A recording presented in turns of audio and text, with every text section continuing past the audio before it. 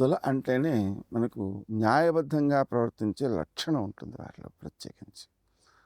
అయితే న్యాయబద్ధం అనేటప్పటికీ ఆదాయం తగ్గుతుంది.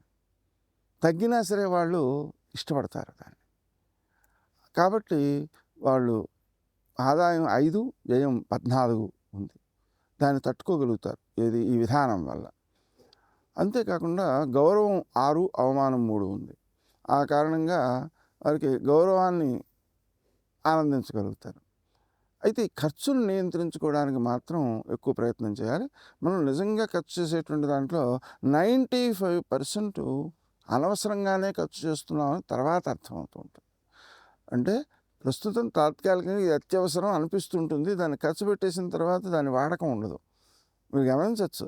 ఇంట్లో వస్తువులన్నీ కూడా ఒకసారి లిస్ట్ రాసుకొని దాంట్లో నిజంగా ఏవి మనం వాడుతున్నాము, వాడకంలో నిత్యము ఉన్నాయి అనేటువంటి దాన్ని కనుక మనస్సుతో ఆలోచించి కనుక నిర్ణయం తీసుకుంటే దాంట్లో 95% వస్తువుల యొక్క ఆవశ్యకత కనిపించదు. అంటే వాడుతూ ఉండం అన్నమాట. ఊరికే అలా పెరుగుతుంటాయి సామాన్లు.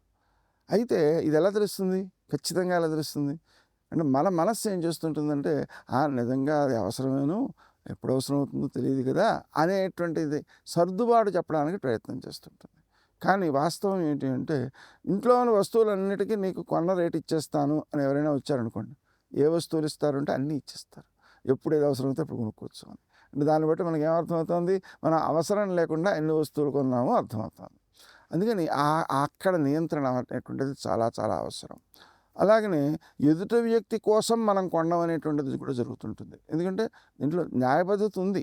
అంటే ఎదుటి వ్యక్తి అవసరం తీర్చడం కోసం ఉపకరిస్తున్నాం అనే భావన. కానీ ఉపకరించండి కానీ దానికి బదులుగా వస్తువును తీసుకోవడం వల్ల మాత్రం సమయము ప్రదేశము కూడా వ్యర్థమవుతుంటాయి. అది కూడా గుర్తుపెట్టుకోవాలి. అలాగనే రైతులున్నారు. వాళ్ళకి పంటలు పండిస్తూ ఉంటారు.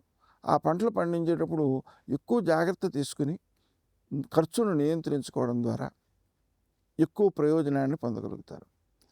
అంతేకాకుండా అమృత వర్షిణ్యై నమః అనే మంత్రాన్ని జపం చేసుకుంటూ ఉంటే పంట బాగా పండుతుంది.